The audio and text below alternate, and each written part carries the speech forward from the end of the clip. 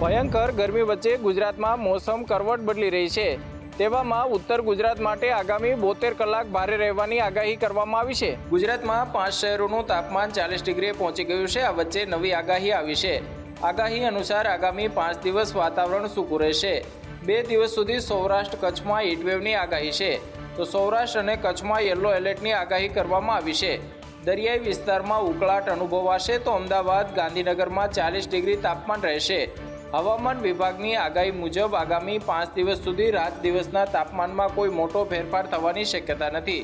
આ સાથે જ આગામી 72 કલાક સુધી રાત દિવસ ગરમ રહી શકે છે, તેમજ 10 દિવસ સુધી ઉત્તર ગુજરાતનું વાતાવરણ આંશિક વાદળછાયું પણ રહી શકે છે। અંગ દજાડતી ગરમીના કારણે લોકો ઘરથી બહાર નીકળવાનું ટાળી રહ્યા છે। તેવામાં બપોરે 12 થી 4 વાગ્યા સુધી કર્ફ્યુ જેવો માહોલ રહે છે। ગાંધીનગર મનપા કોંગ્રેસ મુક્ત બની ગઈ છે। જી હા, ફક્ત 2 જ કોર્પોરેટરો હતા, તેઓએ પણ કોંગ્રેસને ઝટકો આપ્યો છે। લોકસભા ચૂંટણી પહેલા સંગઠન ક્ષેત્રે કોંગ્રેસને એક બાદ એક નુકસાન થઈ રહ્યું છે। કોંગ્રેસના અંકિત બારોટ અને ગજેન્દ્રસિંહ વાઘેલા ભાજપમાં જોડાશે। ગાંધીનગર કોર્પોરેટરમાં કોંગ્રેસના ફક્ત 2 જ કોર્પોરેટર હતા। કોંગ્રેસના બંને કોર્પોરેટરના રાજીનામાથી મહાનગરપાલિકા કોંગ્રેસ મુક્ત બની ગઈ છે। ગાંધીનગર લોકસભા બેઠક પરથી કેન્દ્રીય ગૃહપ્રધાન અમિત શાહે ભાજપે રિપીટ કર્યા છે, ત્યારે તેમને 10 લાખ કરતાં વધુ લીડથી જીતાડવા માટે સંગઠન દ્વારા મતદારો સુધી પહોંચી રહ્યા છે। મનપાની વાત કરીએ તો ગાંધીનગર મનપાની કુલ 44 બેઠકોમાંથી 41 ભાજપ પાસે છે અને કોંગ્રેસ પાસે 2 બેઠકો હતી, પરંતુ હવે એ બંને કોર્પોરેટરો કેસરિયા કરશે। ભાજપની કામગીરીથી પ્રેરિત થઈને સૌ કોઈ ભાજપમાં જોડાઈ રહ્યું છે, ત્યારે આ બંને કોર્પોરેટર પણ પાટીલે લીલી ઝંડી આપતા કોંગ્રેસમાંથી રાજીનામું આપી આવતીકાલે ભાજપમાં જોડાશે। રાજ્યમાં ચૂંટણી સાથે જ પક્ષ પલટોનું રાજકારણ જોવા મળી રહ્યું છે। તેવામાં મહુવાના પૂર્વ ધારાસભ્ય કનુ કલસરિયા ફરી એકવાર ચર્ચામાં આવી ગયા છે। કનુ કલસરિયા છેલ્લા ઘણા સમયથી કયા પક્ષમાં જાય છે તે વાતે જોર પકડ્યું છે, કારણ કે હવે તેઓએ અમરેલીમાં કોંગ્રેસ ઉમેદવાર જેની ઠુમ્મર સાથે મુલાકાત કરતા રાજકીય ચર્ચા તેજ બની છે। કોંગ્રેસ પ્રમુખ પ્રતાપ દુધાત વિરજી ઠુમ્મર પણ આ બેઠકમાં ઉપસ્થિત રહ્યા હતા। થોડા દિવસ પહેલા ભાજપ પ્રદેશ પ્રમુખ સી આર પાટીલે કનુ કલસરિયા સાથે બેઠક યોજી હતી, પરંતુ હવે તે બેઠક નિષ્ફળ નીવડી હોય તેવી વિગતો સામે આવી હતી। અમરેલી લોકસભા બેઠક હેઠળ આવતી મહુવા વિધાનસભા વિસ્તારમાં મહત્વનો ભાગ છે, જેના માટે કનુ કલસરિયા સાથે બેઠકોનો દોર યથાવત જોવા મળી રહ્યો છે। આપને જણાવી દઈએ કે મહુવાના પૂર્વ ધારાસભ્ય કનુભાઈ કલસરિયા લગભગ ગુજરાતમાં સક્રિય એવા 3 પક્ષોમાં રહી ચૂક્યા છે। આ વચ્ચે તેઓ હાલ એક પણ પક્ષ સાથે જોડાયેલા નથી। પાટણ લોકસભાના ઉમેદવાર ભારતીય જનતા પાર્ટીના રિપીટ કરવામાં આવ્યા છે। ભરતસિંહ ડાભીએ પોતાનો પ્રચાર ધમધમાટથી શરૂ કર્યો છે, પરંતુ તેઓના આપેલા નિવેદન ટકાવારી વાળો હાલ ચર્ચાનો વિષય બની ગયો છે। વાત એવી છે કે ભરતસિંહ ડાભીએ ગઈકાલે ચણાસમાં પ્રચાર કર્યો હતો। અહીંયા તેઓએ મતદારોને સંબોધતા કહ્યું હતું, તેમને કોઈ પાસેથી ટકાવારી લીધી નથી, ક્યારે કોઈના ઝઘડામાં હું પડ્યો નથી।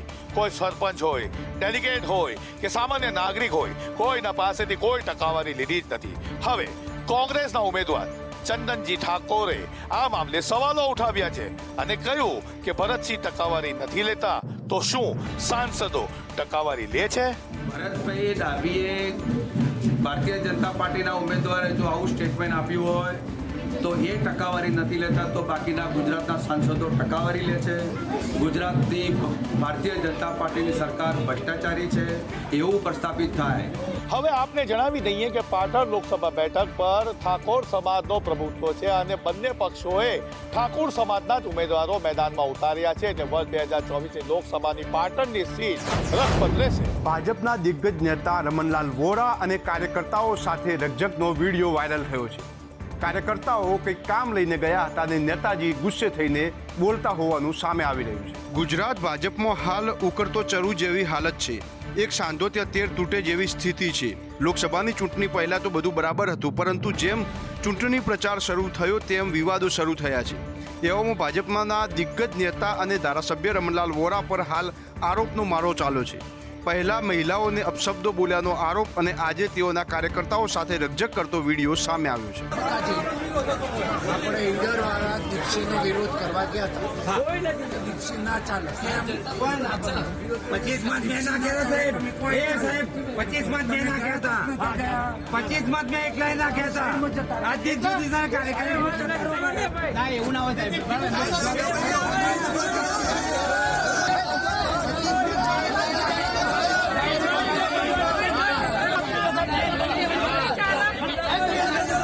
કચ્છી સમાજની વાડીએ કાર્યકર્તાઓ કંઈક કામ લઈને ગયા હતા અને ત્યારે રકઝક થયાનું સામે આવ્યું છે। રાજકોટ ભાજપ કાર્યકર્તાઓને CR પાટીલે ટકોર કરી છે કે સોશિયલ મીડિયાનો વધુમાં વધુ ઉપયોગ કરો। પ્રદેશ ભાજપ અધ્યક્ષ CR પાટીલ આજે રાજકોટમાં હતા।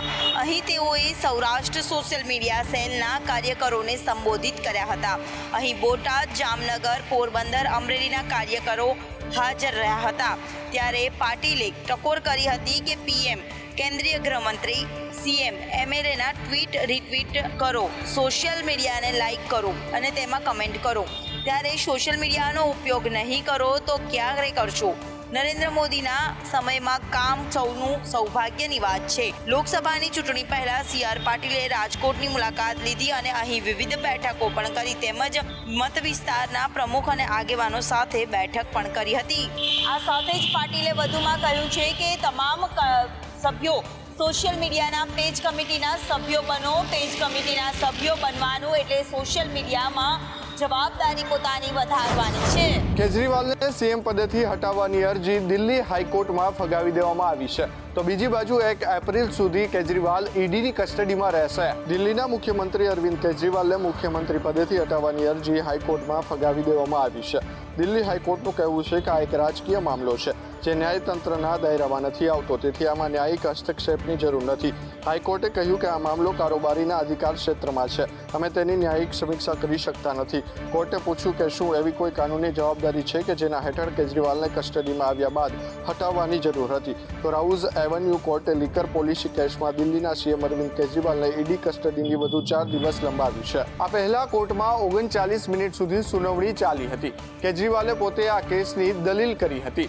આમ કરનાર તેઓ દેશના પહેલા સિટિંગ CM બન્યા છે। દિલ્હી હાઈકોર્ટ દ્વારા કોંગ્રેસ પાર્ટીને વધુ એક મોટો ઝટકો આપવામાં આવ્યો છે। કોર્ટે ટેક્સ અધિકારીઓ દ્વારા કોંગ્રેસ સામે 4 વર્ષ માટે ટેક્સ રીએસેસમેન્ટની કાર્યવાહી શરૂ કરવાનો પડકાર આપતી અરજી ફગાવી દીધી છે।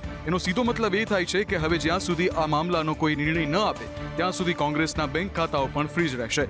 ન્યાયાધીશ યશવંત વર્મા અને પુરુષેન્દ્ર કુમાર કૌરવની બેન્ચે જણાવ્યું હતું કે અમે બીજા 1 વર્ષ માટે ટેક્સના પુનઃ આકારણીમાં દાખલ કરવાનો ઇનકાર કરી દીધો છે અને તે નિર્ણય સામેની અરજીઓ ફરીથી ફગાવી દેવામાં આવી છે।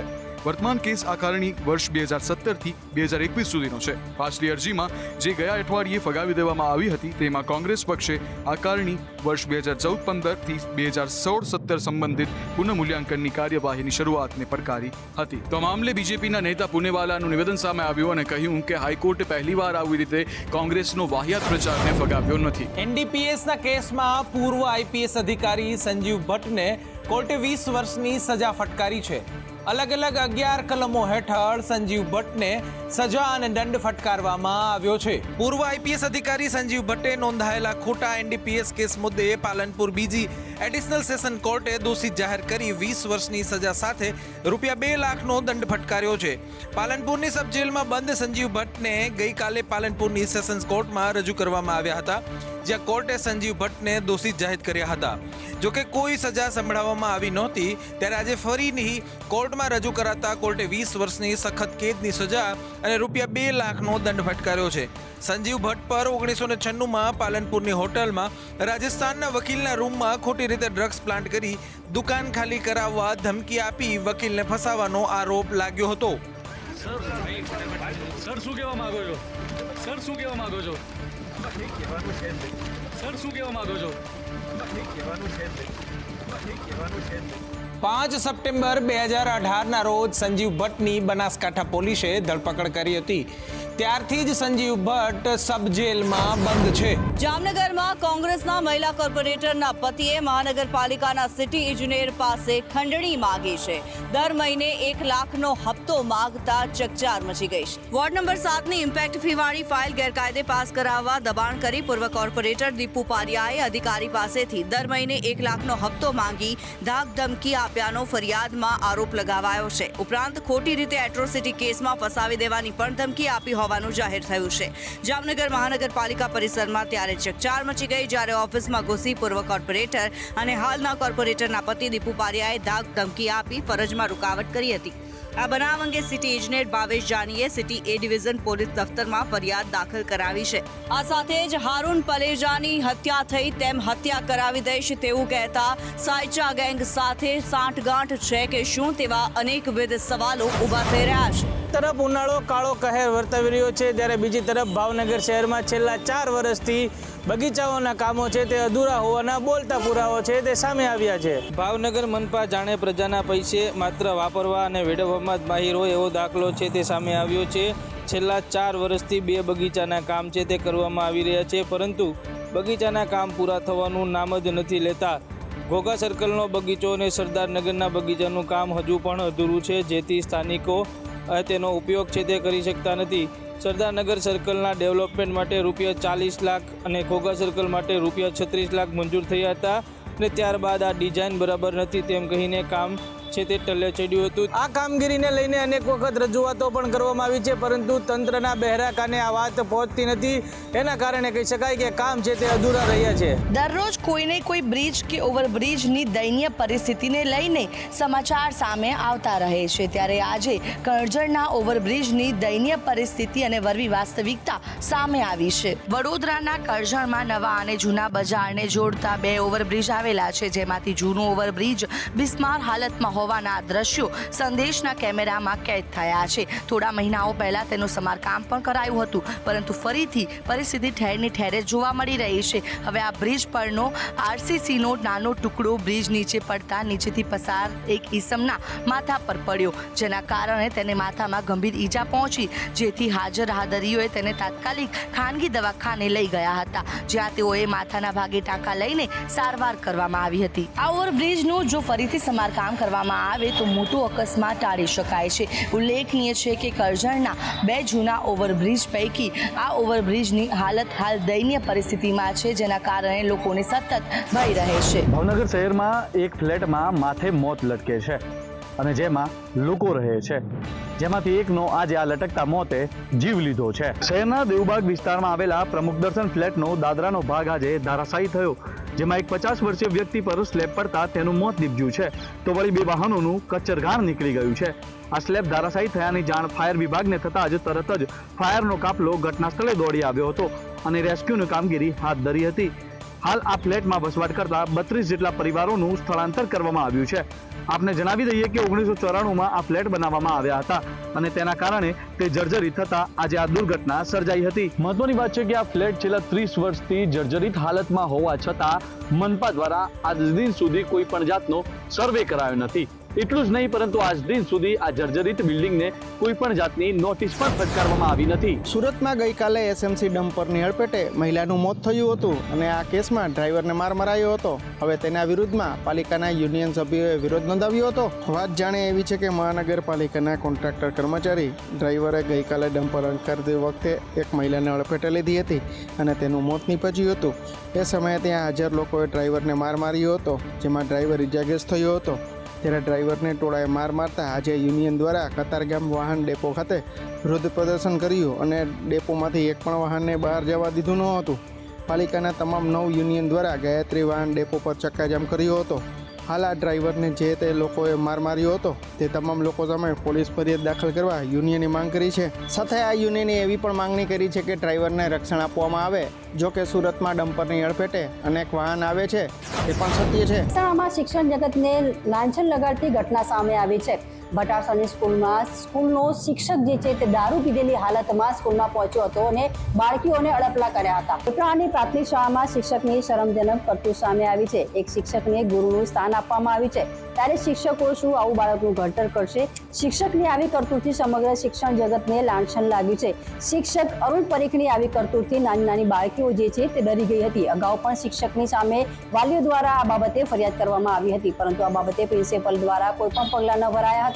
સ્થાનિકો દ્વારા પોલીસને જાણ કરાતા પોલીસ સ્કૂલમાં દોડી આવી હતી અને શિક્ષકને હિરાસતમાં લીધો હતો. શિક્ષક વિરુદ્ધ વાલીઓમાં રોષ જોવા મળી રહ્યો છે અને વાલીઓ જે છે તે શિક્ષક વિરુદ્ધ કડક કાર્યવાહીની માંગ કરી રહી છે.